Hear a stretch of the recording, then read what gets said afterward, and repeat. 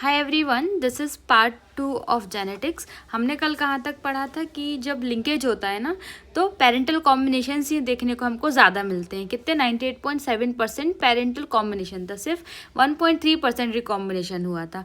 But जब हम देखेंगे कि लिंकेज बहुत कम हुआ है तो हमको नॉन पेरेंटल कॉम्बिनेशन ज़्यादा देखने को मिलते थे। कितने मिलते थे? 37.2%। अब हम देखेंगे क्या हो रहा है। When two genes are present on same chromosome the proportion of parental gene combination was much higher than non-parental type due to linkage। वही बोल रहा है कि जब एक ही क्रोमोसोम्स पे दोनों जीन्स प्रेजेंट हैं तो उनमें जो पेरेंटल जीन कॉम्बिनेशन बनता था वो बहुत ज़्यादा बनता था, मीन्स नॉन पेरेंटल से ज़्यादा पेरेंटल बनता था। देखो अब देख के पता चलो, ये कोई ए है जीन, ये बी जीन है, ये सी जीन है। बताओ ए और बी में ज़्यादा लिंकेज होगी या ए और सी में ज़्यादा लिंकेज होगी? ऑब्वियसली ए और बी में होगी ना। इसलिए तो ये फॉर्मूला निकल के आया कि लिंकेज जो है वो इन्वर्सली प्रोपोर्शनल टू रिकॉम्बिनेशन है। मीन्स जितना ज़्यादा लिंकेज होगा उतना ही कम रिकॉम्बिनेशन होगा।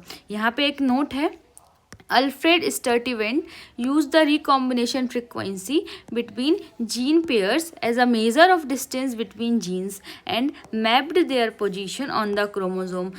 He made different genetic maps. Means जो अल्फ्रेड स्टर्टिवेंट थे उन्होंने जेनेटिक मैप्स बनाए थे। उन्होंने क्या कैसे किया था? ये जो रिकॉम्बिनेशन फ्रिक्वेंसी है इसका यूज़ करके देखो जो जीन पेयर्स के बीच में कितना ज़्यादा लिंकेज हो रहा है, मतलब उनकी उतनी कम रिकॉम्बिनेशन फ्रिक्वेंसी होगी। ठीक है, अब जितनी कम रिकॉम्बिनेशन फ्रिक्वेंसी मीन्स वो उतने पास हैं, तो उनके बीच का डिस्टेंस उन्होंने निकाल लिया ना और उसकी पोजिशन की मैपिंग कर दी कि हाँ कौन सा जीन कहाँ है। तो ऐसे हमको जेनेटिक मैप्स मिल गए। यही जो जेनेटिक मैप्स हैं वाइडली यूज्ड हुए हैं ह्यूमन जीनोम प्रोजेक्ट में। HGP is human genome project. ठीक है, अब हम देखेंगे सेक्स डिटर्मिनेशन। तो जो हैंकिंग थे 1981 में उन्होंने स्पर्मेटोजेनेसिस स्टडी की थी कुछ इंसेक्ट्स में, और उनको क्या ऑब्जर्व किया था? He observe that some gametes have a special structure called X body. कुछ गैमीट्स जो थे उनके पास स्पेशल स्ट्रक्चर था जिनको एक्स बॉडी बोलते थे, और किसी के पास वो स्ट्रक्चर नहीं था। बाद में हमने उन एक्स बॉडीज़ को एक्स क्रोमोसोम्स बोला। ठीक है, अब हम यहाँ पे एक टेबल के फॉर्म में देखेंगे ये सेक्स डिटर्मिनेशन की मैकेनिज्म, ये मेल्स, ये फीमेल्स, फिर इनके एग्जाम्पल्स। ठीक है, देखो बहुत सारे इंसेक्ट्स और ग्रासोफर होते हैं ना, उनका मेल हेट्रोगैमेटिक होता है, डेट इज XO, और जो फीमेल होती है उनमें 2 X होते हैं। डेट ये कैसी मैकेनिज्म हो गई? साथ में रेट करो, XO XX मैकेनिज्म। अब जो ह्यूमंस और ड्रोसोफिला होते हैं उसमें भी मेल हेट्रोगैमेटिक होता है XY, और फीमेल में 2 X होते हैं। तो ये कौन सी मैकेनिज्म हो गई? XY एंड XX मैकेनिज्म हो गई।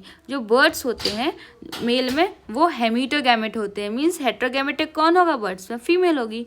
तो हम ZZ से डिनोट करते हैं मेल को और ZW से डिनोट करते हैं फीमेल को। तो मैकेनिज्म कैसी हो गई? ZZ ZW। अब हनी बी का थोड़ा केस अलग है। हनी बी में क्या होता है ना, जो ड्रोन होते हैं वो हैप्लॉइड होते हैं, मतलब उनके पास सिंगल सेट ऑफ क्रोमोसोम्स है। देखो टोटल क्रोमोसोम्स इनके पास 32 होते हैं ना, तो उनमें से सिर्फ एक ही सेट होगा, तो इनके पास 16 क्रोमोसोम्स होते हैं।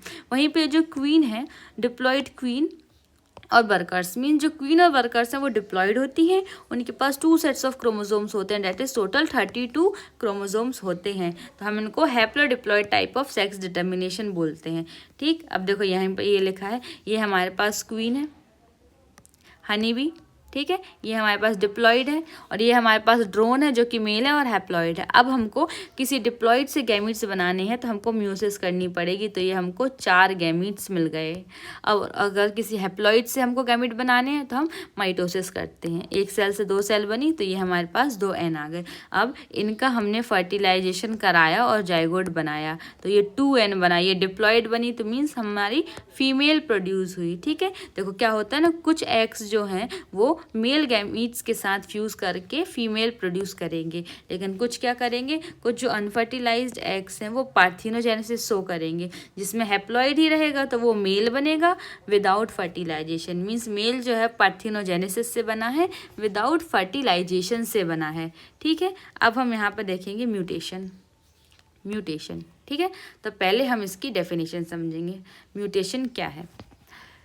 Okay, it is sudden heritable change in DNA or RNA sequence that results in changes in genotype and phenotype of an organism।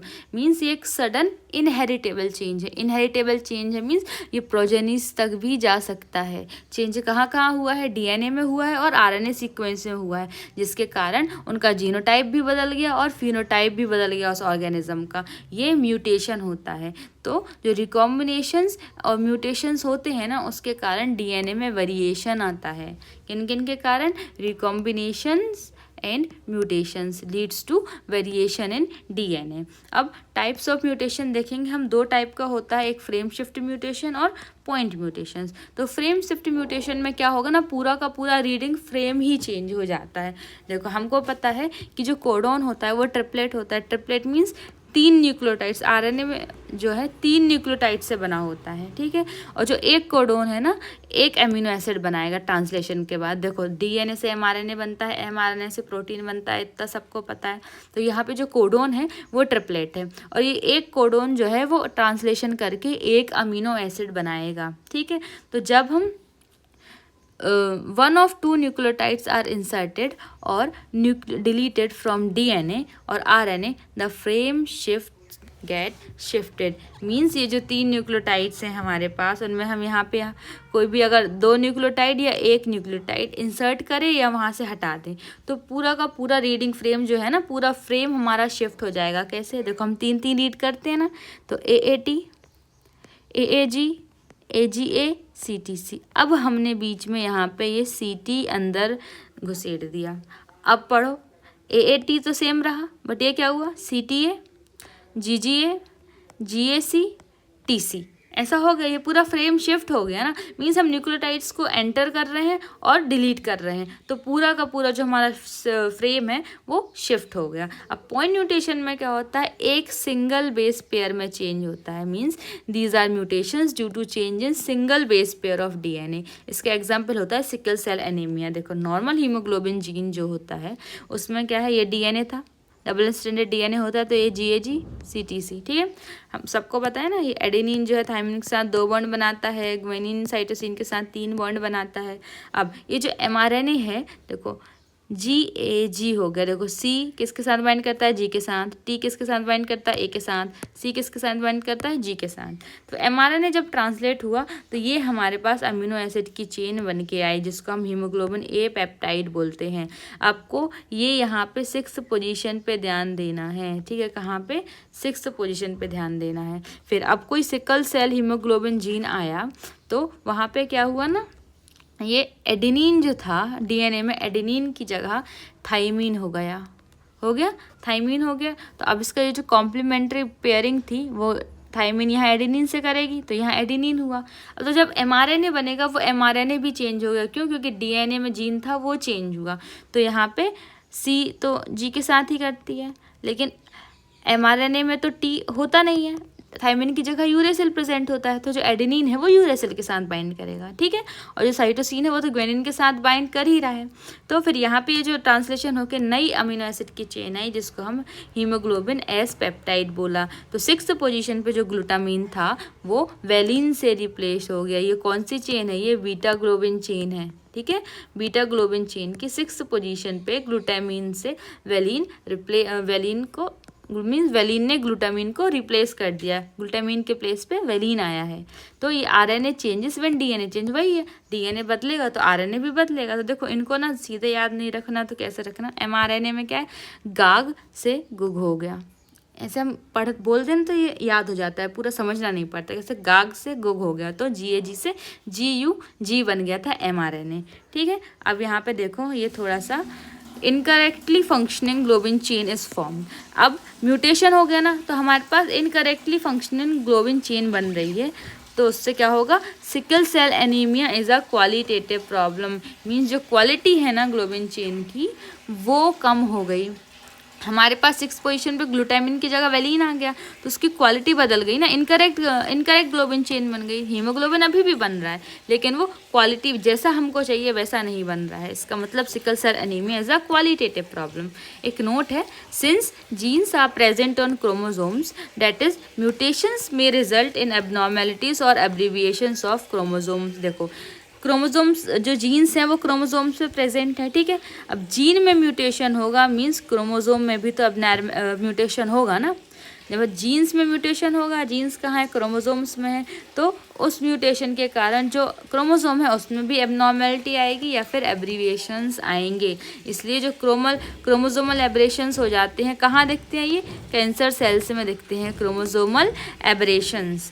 अब म्यूटेशन हमने देखा, बट म्यूटाजन कौन है, ऐसी कौन सी चीज़ है जो म्यूटेशन करा रही है। एक होता है फिजिकल म्यूटाजेंस, एक होते हैं केमिकल म्यूटाजेंस। तो फिजिकल म्यूटाजेंस में क्या आते हैं, alpha beta gamma X rays आती हैं और एक्स रेस आती हैं, यूवी रेज आती हैं। कौन कौन सी रेज आई, alpha beta gamma X rays UV rays. यही केमिकल म्यूटेजेंस में क्या होंगे, mustard gas, phenol, formalin, acetic acid, formic acid और अमोनिया, ये केमिकल म्यूटेजेंस होते हैं। क्या क्या होते हैं, mustard gas, phenol, formalin, acetic acid, formic acid और अमोनिया एक्सेट्रा। अब हम देखेंगे पेडिग्री एनालिसिस। तो पेडिग्री एनालिसिस क्या होती है, एक minute, okay. Study of family history about inheritance of a particular trait provides a good alternative. क्या है ना, जब हम फैमिली हिस्ट्री की स्टडी करेंगे about inheritance of a particular trait, कोई जो ट्रेट है वो इनहेरिट हो रहा है, पेरेंट्स से प्रोजेनी में जा रहा है, तो हमको अगर उसकी स्टडी करनी है तो हम पेडिग्री एनालिसिस से करते हैं। Such analysis of family history for several generations is called pedigree analysis. ऐसी जो एनालिसिस जो है हम सेवरल जनरेशंस तक करेंगे ना, तो हम इसको पेडिग्री एनालिसिस बोलते हैं। देखो पेडिग्री सॉल्व करना थोड़ा टफ होता है, मतलब टाइम टेकिंग होता है, इसलिए हम जो रॉन्ग ऑप्शंस हैं अगर वो एलिमिनेट कर दें ना तो हमारा टाइम बच सकता है। तो हम कैसे करेंगे, सबसे पहले क्या करना है हमको, always find in first step whether pedigree is dominant और रेसेसिव। हमको फर्स्ट स्टेप में देख लेना है कि जो पेडिग्री है वो डोमिनेंट है या रेसेसिव है। देखो डोमिनेंट डिसीज़ क्या होती है, वो हर जनरेशन में प्रेजेंट होगी। डोमिनेंट डिसीज़ क्या होगी, हर जनरेशन में प्रेजेंट होगी। और जो रेसेसिव डिसीज़ होती है वो जनरेशन स्किप कर सकती है। क्या है, जनरेशन स्किप कर सकती है, ठीक है। अब हमें अगर पता चल गया कि वो डोमिनेंट डिसीज़ है, अगर डोमिनेंट डिसीज़ है तो हमको सॉल्व करना है कि वो ऑटोसोमल है या सेक्स लिंक्ड है, ठीक है। अगर डिसीज़ डोमिनेंट है तो हमको क्या सॉल्व करना है कि वो ऑटोसोमल है या सेक्स लिंक्ड है। स्टेप 3 में क्या देखना है, अगर डिसीज़ रेसेसिव है तो हमको check criss cross pattern check करना है। क्रिस क्रॉस पैटर्न क्या होता है अभी आगे देखेंगे। अगर क्रिस क्रॉस दिख रहा है मीन्स वो एक्स लिंक्ड डिसीज़ है, और अगर क्रिस क्रॉस नहीं दिख रहा है मीन्स वो ऑटोसोमल डिसीज़ है, ठीक है। अब हमने इनकरेक्ट ऑप्शंस तो हमने हटा दिए, तो लेकिन हमको हमेशा हमारा आंसर चेक करना है इसके बेसिस पे पेडिग्री सॉल्व करके, क्योंकि अगर हम ये सब एलिमिनेट कर देंगे ना तो पेडिग्री सॉल्व करना और ज़्यादा इजी हो जाएगा। देखो यहाँ पे क्या लिखा हुआ है, ठीक है। सिंबल्स पहले हम देख लेते हैं कि कौन कौन से सिंबल्स जो हैं वो पेडिग्री में यूज़ करे जाते हैं। तो अब हम देखेंगे कि कौन कौन से सिंबल्स पेडिग्री में यूज़ होते हैं, ठीक है। हम स्क्वायर से मेल को डिनोट करते हैं, सर्कल फीमेल के लिए बनाते हैं, और अगर ये ऐसा बना हुआ है तो हम इसको सेक्स अनस्पेसिफाइड बोलते हैं। अगर ये डिसीज़ है इन इंडिविजुअल्स को तो हम उनके अंदर रेड कलर कर देते हैं, ठीक है। अब अगर हम ये इन दोनों के बीच में, मेल और फीमेल के बीच में सिंगल लाइन है मीन्स ये मेटिंग का सिंबल है, ठीक है। अगर 2 लाइन है इसका मतलब क्या है, कंसेंजेनियस मेटिंग हुई है, मतलब मेटिंग बिटवीन रिलेटिव्स जो पास के रिलेटिव्स होते हैं ना उनके बीच में मीटिंग हुई है। अब अगर हमारे पास ऐसा पूरा सिंबल बना हुआ तो इसमें जो सबसे ऊपर हैं वो पेरेंट्स होंगे और जो नीचे हैं वो चिल्ड्रंस होंगे। अगर ऐसा डायग्राम बना हुआ है तो ये जो ऊपर दिखते हैं वो पेरेंट्स हैं और जो नीचे हैं वो उनकी प्रोजेनी है, मीन्स वो उनके बच्चे हैं, ठीक है। अब ये है, इसका मतलब क्या है, ये पेरेंट्स तो नॉर्मल है बट प्रोजेनी जो उनका बच्चा है उसमें डिसीज़ है। और अगर ये ऐसा सिंबल लिखा हुआ है उसके अंदर 5 बना हुआ है, दैट इज़ 5 अनअफेक्टेड ऑफस्प्रिंग्स हैं, ठीक है। 5 अनअफेक्टेड ऑफस्प्रिंग्स हैं, ये हमने देख लिया। अब हम यहाँ से थोड़ा सा समझेंगे डिसीज़ेस के बारे में। 2 टाइप के डिसीज़ेस होंगी, ऑटोसोमल डिसीज़ और सेक्स लिंक्ड डिसीज़। तो हमको पता है हमारे पास कितने क्रोमोसोम्स है, 44 ऑटोसोम्स प्लस 2 सेक्स क्रोमोसोम्स, ठीक है।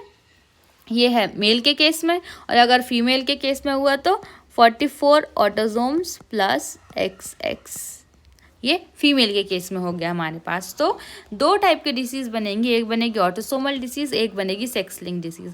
ऑटोसोमल डिसीज़ किससे लिंक्ड होती है? जो 44 ऑटोसोम्स है वहाँ में किसी भी ऑटोसोम में दिक्कत आए तो वो ऑटोसोमल डिसीज़ होगी। और अगर डिसीज़ एक्स या वाई क्रोमोसोम,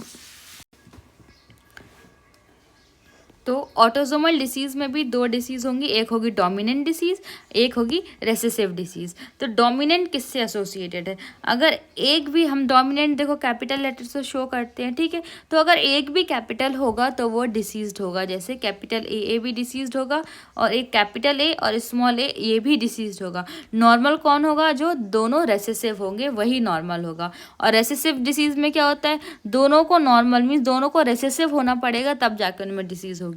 अगर एक सिंगल ए है तो वो भी नॉर्मल है और कैपिटल वाला तो नॉर्मल है ही, ठीक है। अब एक्स लिंक्ड में क्या है? एक्स लिंक्ड में भी डोमिनेंट डिसीज़ और रेसेसिव डिसीज़ होती है। इसमें भी हम डोमिनेंट डिसीज़ कब बोलेंगे? जब वो देखो कैपिटल एक्स सी, ठीक है, ये दोनों हमने कैपिटल लेटर से लिखी है, मीन्स ये डोमिनेंट डिसीज़ होगी। अगर एक कैपिटल है और एक स्मॉल एक्स बना हुआ है, ठीक है, तो तब भी ये डिसीज्ड हुई होगी, क्योंकि एक्स तो डोमिनेंट है ना, एक डोमिनेंट है तो रेसेसिव को तो अपने आप को एक्सप्रेस ही नहीं होने देगा। नॉर्मल होने के लिए दोनों को रेसेसिव होना पड़ेगा, सेम ऊपर जैसा है, ठीक है। अब यहाँ पे क्या है? अगर कोई मेल है, मेल के पास तो एक ही एक्स होता है, अगर उस एक्स पे है तब भी वो डिसीज कहलाएगा, ठीक है, क्योंकि उसके पास एक ही एक्स है। सेम यहाँ पे रेसेसिव डिसीज़ में है। रेसेसिव डिसीज़ में क्या होता है कि अगर दोनों रेसेसिव हैं तभी डिसीज़ होगी, और मेल के केस में तो वही है, उसके पास सिर्फ एक ही एक्स होता है तो वो तो डिसीज़ होगा ही हमेशा, ठीक है। तो उसके बाद क्या है? नॉर्मल वाला वही होगा जो डोमिनेंट होगा। सिंपल है, हमने एक्स लिंक डिसीज़ बोला, अगर एक एक्स पे भी है मेल में, उनके पास तो एक ही एक्स होता है तो वो डिसीज़ तो होगा ही। अब एक्स लिंक्ड रेसेसिव डिसीज सोस क्रिस क्रॉस इनहेरिटेंस। देखो जो एक्स लिंक्ड रेसेसिव डिसीज़ होती हैं उनमें क्रिस क्रॉस इनहेरिटेंस दिखता है, मतलब डिसीज़ कैसे पास ऑन करती है, मेल से फीमेल, फीमेल से मेल, मेल से फीमेल, ऐसे पैटर्न में डिसीज़ चलती है, ठीक है। अगर हमको ऐसा पैटर्न मिलेगा जहाँ डिसीज़ मेल से फीमेल को हो रही है फिर फीमेल से मेल को हो रही है तो वो एक्स लिंक्ड रेसेसिव डिसीज़ होगी, ठीक है। अब ये दो पेडिग्री दी है, यही एनसीईआरटी में दी है, तो हमको सिर्फ इतना ही करना है। हमने जो रूल पढ़ा था, रूल नंबर 1 क्या कहता था कि हमको सबसे पहले फाइंड करना है कि पेडिग्री डोमिनेंट है कि रेसेसिव है। अगर डोमिनेंट है तो कैसे पता चलेगा? कि वो कोई भी जनरेशन स्किप नहीं करेगी, ठीक है। अब इन दोनों में देखो, ये इस जनरेशन में भी है डिसीज़, इस जनरेशन में भी है डिसीज़ और इस जनरेशन में भी है डिसीज़, ठीक है। मीन्स ये डोमिनेंट होगा, स्किप हुई कहीं नहीं हुई ना। अब इसमें यहीं पे डिसीज़ नहीं है, देखो इनके पेरेंट्स को कोई भी डिसीज़ नहीं थी, ठीक है। इनमें है डिसीज़, इनमें डिसीज़ है, बट पेरेंट्स को कोई डिसीज़ नहीं थी, मीन्स ये तो रेसेसिव है, इतना हमको पता चल गया। और ये जो है ये डोमिनेंट है, इतना पता लग गया। इसके बाद हम क्या करते थे? इसके बाद हम स्टेप 2 पे जाएंगे। अगर डिसीज़ डोमिनेंट है तो हमको देखना है वो ऑटोसोमल है या सेक्स लिंक्ड है, ठीक। और अगर रेसेसिव है तो हमको क्रिस क्रॉस पैटर्न देखना है। देखो इसमें क्या क्रिस क्रॉस पैटर्न दिख रहा है? कहीं दिख रहा है कि मेल से फीमेल को हो रही है डिसीज़ या फीमेल से फिर मेल को हो रही? नहीं है ना। क्रिस क्रॉस डिसीज़ मीन्स ये एक्स लिंक्ड तो नहीं है, एक्स लिंक्ड नहीं है। अब बचा एक ही, तो ये ऑटोसोमल रेसेसिव डिसीज़ हो सकता है। देखो कितने जल्दी आंसर आ गया, ठीक है। तो ये जो है ये सिकल सेल एनीमिया की पेडिग्री है। तो ऐसे ही सिस्टिक फाइब्रोसिस की भी होती है जो, ठीक है। तो हमने यहाँ तक पता लगा लिया कि ये डोमिनेंट है, ठीक है। तो ये डोमिनेंट क्या है? ये ऑटोसोमल डोमिनेंट है, जो कि एग्जाम्पल है इसका मायोटोनिक डिस्ट्रॉफी। सिर्फ 2 ही पेडिग्री दी है एनसीईआरटी में, ठीक है। तो इसको डायरेक्ट याद रख लो। एक तो हमने डायरेक्ट सॉल्व कर ली थी कि ऑटोसोमल रेसेसिव होगी, एक जो दूसरी है वो ऑटोसोमल डोमिनेंट होगी, ठीक। क्या होगी? ऑटोसोमल डोमिनेंट होगी। देखो यहाँ पे जो है वाई जैसा, वाई लिंक्ड तो कोई डिसीज़ नहीं दिख रही। वाई लिंक्ड में क्या होता था? सिर्फ मेल्स अफेक्टेड होते थे, बट इसमें फीमेल्स भी अफेक्टेड होंगी, ठीक है। तो ये वाई लिंक्ड तो बिल्कुल कहीं से नहीं है, तो ये डोमिनेंट है, तो जिसमें ये ऑटोसोमल डोमिनेंट डिसीज है, ठीक है। और फिर जो ऑप्शंस होंगे हम उनको रख के इसका आंसर चेक करेंगे तो हमारा आंसर आ जाएगा। अब हम देखेंगे जेनेटिक डिसऑर्डर्स। तो जेनेटिक डिसऑर्डर्स भी 2 टाइप के होंगे, एक मेंडेलियन और एक क्रोमोसोमल। तो मेंडेलियन डिसऑर्डर क्या होता है? कॉज्ड ड्यू टू अल्टरेशन और mutation in single gene, means एक सिंगल जीन में अल्टरेशन हो जाए या म्यूटेशन हो जाए तो वो मेंडेलियन डिसऑर्डर करेगा। Pattern of inheritance of this disease can be traced by pedigree analysis. तो ये जो पैटर्न है ना इनहेरिटेंस का इन डिसीज में हम पेडिग्री एनालिसिस से ट्रेस कर सकते हैं। It can be understood by pedigree whether the disease is recessive या डोमिनेंट। हम पेडिग्री से समझ सकते हैं कि जो डिसीज़ है वो रेसेसिव है या डोमिनेंट है। ठीक है, तो सबसे पहले हम ये कुछ डिसीजेस पढ़ेंगे यहाँ पे। ओके, हम सबसे पहले देखेंगे मेंडेलियंस डिसऑर्डर और यहाँ पे ये इनके फीचर्स लिखे हुए हैं। देखो, कलर ब्लाइंडनेस। कलर ब्लाइंडनेस कैसी डिसीज़ है, ये सारे याद करने वाली चीज़ है तो साथ साथ में याद करते जाना। एक्स लिंक्ड रेसेसिव डिसीज़ होती है। ये कब हुई? Due to mutation in certain genes on X chromosome. X chromosomes पे कुछ जीन है उन पे म्यूटेशन हो जाएगा तो क्या होगा, जो ग्रीन और रेड कोन्स हैं आई की वो अफेक्ट हो जाएगी। ठीक है, तो हमें रेड कलर ब्लाइंडनेस होगी और ग्रीन कलर ब्लाइंडनेस हो जाएगी। तो जो रेड कलर जब हमको नहीं दिख पाएगा तो हम उसको प्रोटोनेपिया बोलते हैं। देखो, प्रोटोनेपिया जो आर है, आर से हम रेड कलर याद रख सकते हैं। और ग्रीन कलर की ब्लाइंडनेस होती है उसको हम ड्यूटेरोनोपिया बोलते हैं। जैसे Mountain Dew is green, Mountain Dew is green, green होती है ना, तो इससे ड्यू जो है मीन्स ड्यू ग्रीन कलर की ब्लाइंडनेस को शो कर रहा है। इसमें 8% मेल्स अफेक्ट होते हैं और फीमेल सिर्फ 0.4% इफेक्ट होती हैं। क्यों?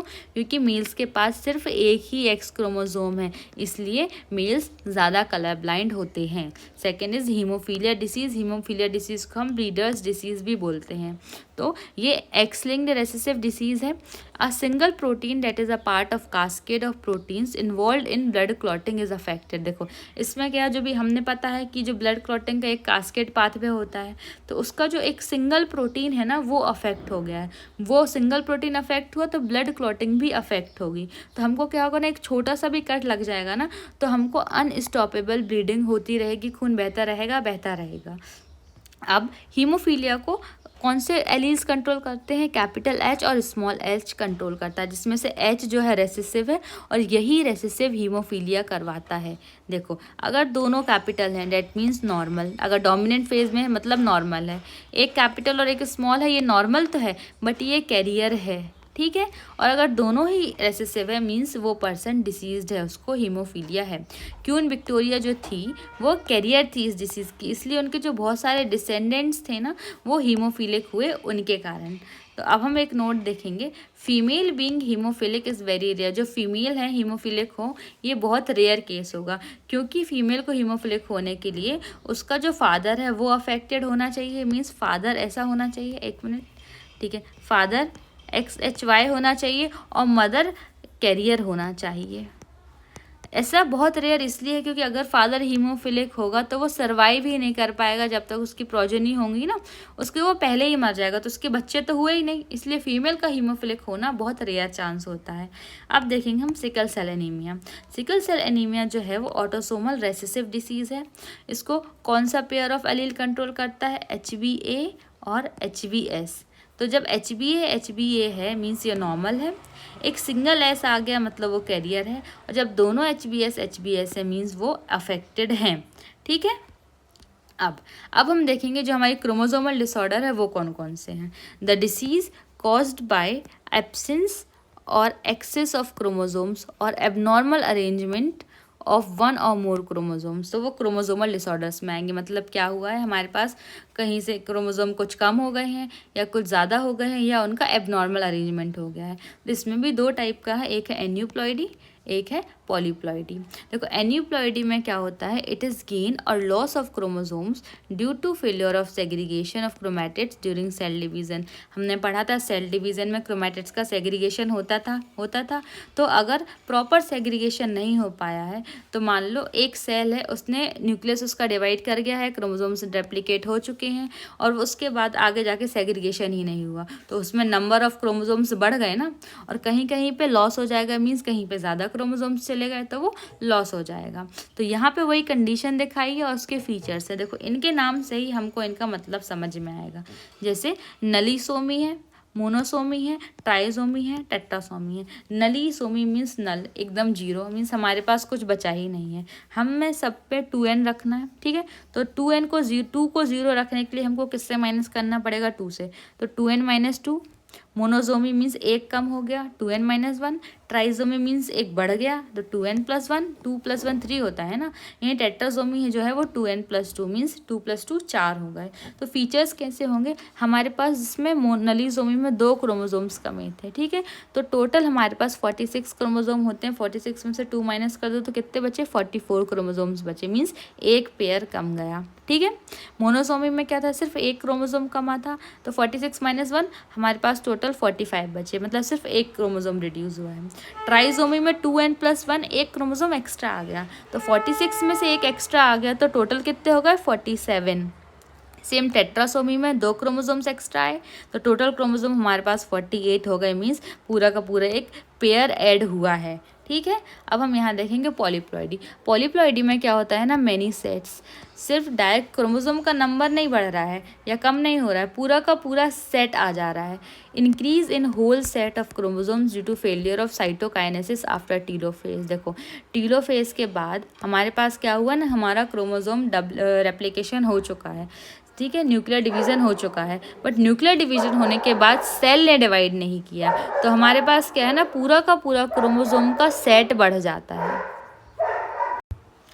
तो ये जो पॉलीप्लॉइडी है ये बहुत रेयर होती है ह्यूमंस में, ठीक है। प्लांट्स में बहुत ज़्यादा कॉमन है। जो वीट हम खाते हैं ना वो हेक्साप्लॉइड है, जो वीट हम खाते हैं ना वो हेक्साप्लॉइड है, डेट इज़ 6n। अब हम देखेंगे यहाँ पे क्रोमोसोमल डिसऑर्डर और उनके फीचर्स देखेंगे। तो सबसे पहले कौन सा है, डाउन सिंड्रोम, जिसको हम मंगोलियन सिंड्रोम भी बोलते हैं या मंगोलिज्म भी बोलते हैं। इसमें क्या है, 21st क्रोमोजोम की ट्राइजोमी हुई है। कौन सी, ट्राइजोमी ऑफ 21st क्रोमोजोम। तो हमारे पास टोटल क्रोमोजोम कितने हो गए, 47 हो गए, एक बढ़ गया।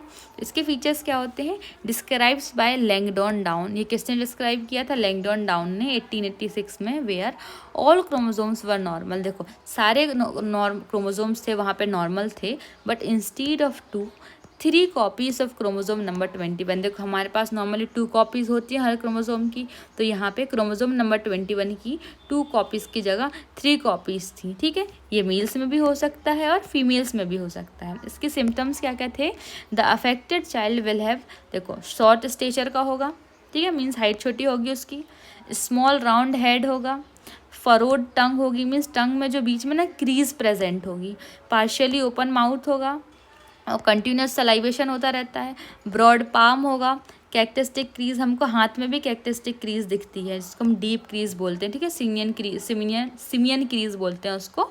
And physical mental psychomotor retardation होगा, मीन्स उसका लोकोमोशन वो सही से नहीं कर पाएगा और उसको कंजेनाइटल हार्ट डिसीजेस होंगी। देखो ये हम जो है एनसीईआरटी से भी पढ़ेंगे, इसका अच्छा सा डायग्राम बना हुआ है एनसीईआरटी में, देखो 1 मिनट, ओके लास्ट में है ये, ठीक है। तो ये क्या है, a representative figure showing an individual infected with down syndrome. देखो जिसको ये जो डाउन सिंड्रोम हुआ है ना, ये उस बच्चे की पिक्चर है। तो हमको ये दिख रहा है, इसका जो बैक ऑफ हेड है वो फ्लैट है, ठीक है, इसका जो फेस है वो भी ब्रॉड है और फ्लैट है। हमारे पास बिग और रिंकल्ड टंग प्रेजेंट है, मीन्स वो फरोड है, टंग में फरो हैं। और जो फिंगर टिप्स है ना उसमें बहुत सारे लूप्स हैं।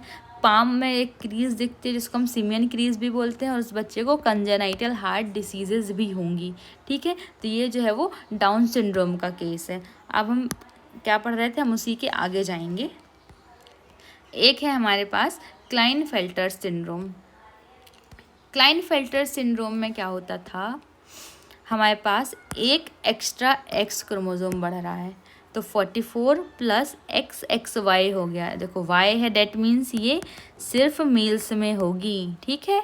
तो 1 extra X chromosome in males, 10 male will have overall masculine development but gynaecomastia हो जाएगा। देखो एक एक्स्ट्रा क्रोमोजोम बढ़ रहा है एक्स मेल्स में, मतलब जो मेल्स है उसका पूरा का पूरा मस्कुलिन डेवलपमेंट होगा, लेकिन उसमें गायनेकोमेस्टिया हो जाएगा, मतलब उसका जो ब्रेस्ट है ना वो जैसे फीमेल्स के होते हैं ना वैसे डेवलप हो जाएंगे। तो मेल जो है वो स्टेराइल होगा, that is male becomes sterile, और उसका मेंटल रिटार्डेशन होगा। अभी हम इसके एनसीईआरटी से पिक्चर भी देख लेंगे। एक है हमारे पास टर्नर सिंड्रोम, जिसमें से ना एक जो एक्स है ना वो ख़त्म हो गया है। दैट इज़ टोटल क्रोमोसोम हमारे पास 45 बचेंगे। उसको रिप्रेजेंट कैसे करेंगे हम, 44 प्लस XO से रिप्रेजेंट करेंगे। XO को हम 0 भी बोल सकते हैं। तो 1 X chromosome lesser in females, mean females में 1 X कम होगा। तो क्या होगा, जो फीमेल्स की जो ओवरीज हैं वो रूडिमेंट्री होंगी, मीन्स नॉन फंक्शनल ओवरीज होंगी। तो इसलिए उनके कोई भी सेकेंडरी सेक्सुअल कैरेक्टर्स भी हमको नहीं दिखेंगे। वो फीमेल्स स्टेराइल होंगी और उनका मेंटल रिटार्डेशन भी होगा। देखो इनका जो है, अब यहाँ पे ये जो है पूरा हमारा ख़त्म हो गया पूरा प्रिंसिपल्स। अच्छा अभी ये बचा हुआ है, ठीक है, 1 मिनट, हम पहले इसको NCERT से देखेंगे। ये क्या है, ए जो है एक क्लाइनफेल्टर सिंड्रोम हमको बता रहा है, ठीक है। तो जो ए जो है वो क्लाइनफेल्टर सिंड्रोम दिखा रहा है और जो बी है टर्नर सिंड्रोम बता रहा है। तो जो क्लाइनफेल्टर है उसमें देखो टॉल स्टेचर्ड विथ फेमिनाइज कैरेक्टर, पूरा ओवरऑल मस्कुलिन है, बट यहाँ पे जो है वो सिर्फ फीमेल जैसे ब्रेस्ट हो गए, जिसको गायनेकोमास्टिया हो गया है। और ये टर्नर सिंड्रोम है। टर्नर सिंड्रोम क्या था, 45 प्लस XO मीन्स 1 X की कमी हो गई है फीमेल में। तो फीमेल शॉर्ट स्टेचर्ड है, उसके फेमिनाइन कैरेक्टर्स हैं जो वो अंडर डेवलप्ड होंगे, उनकी ओवरीज रूडिमेंट्री होगी, डेट इज़ वो स्टेराइल होगी, वो फर्टाइल नहीं है, ठीक है। अब हम यहाँ पे आगे देखेंगे, ये 2 और हमारे बच्चे हैं, क्या क्या, एक हो गया, ओके।